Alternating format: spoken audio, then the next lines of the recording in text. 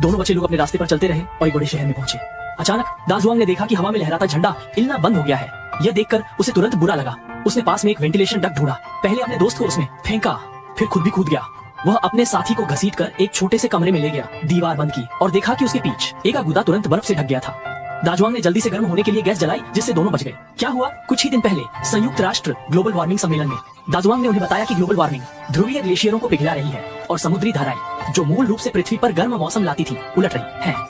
ये धाराएं धीरे धीरे धीमी हो जाएंगी और जब ये पूरी तरह से रुक जाएंगी तो पृथ्वी अगले हिमयुग में प्रवेश करेगी। लेकिन किसी ने उसकी बातों को गंभीरता से नहीं लिया, ये कहते हुए कि वह बढ़ा चढ़ाकर कह रहा है, हिमयुग घ के कुछ ही दिनों के भीतर कई जगहों पर आपदाएं जमा देने वाले तापमान के कारण कई हेलीकॉप्टर तुरंत नष्ट हो गए। पूर्वी संयुक्त राज्य अमेरिका के न्यूयॉर्क शहर में एक तेज बारिश शुरू हो चुकी थी। जयाओ शुआई और जयाओ में एक पुस्तकालय में छिपकर इस आपदा से बच गए। जयाओ शुआई को फोन मिला और उसने अपने पिता को कॉल किया। दाजुआंग ने अपने बेटे को चेतावनी दी कि तूफान जल्द ही न्यूयॉर्क पहुंच जाएगा और उसे बाहर नहीं जाना चाहिए, वरना वो ठंड से मर जाएगा। दाजुआंग ने फिर अपना सामान ढूंढा और अपने बेटे को बचाने की तैयारी की। जयाओ शुआई पूरी रात व्यस्त रहा।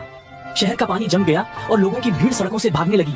जयाओ शुआई को अपने पिता की चेतावनी याद आ गई। उसने सभी को जाने से रोकने की कोशिश की और जाने के दुष्परिणाम समझाए, लेकिन किसी ने उसकी बात पर विश्वास नहीं किया और पुस्तकालय में कुछ ही लोग बचे। दाजुआंग अपने दो दोस्तों के साथ न्यूयॉर्क के लिए निकल पड़े। एक शॉपिंग मॉल से गुजरते हुए उन्होंने एक साथी को खो दिया, जो फिल्म की शुरुआत वाले दृश्य की ओर ले गया।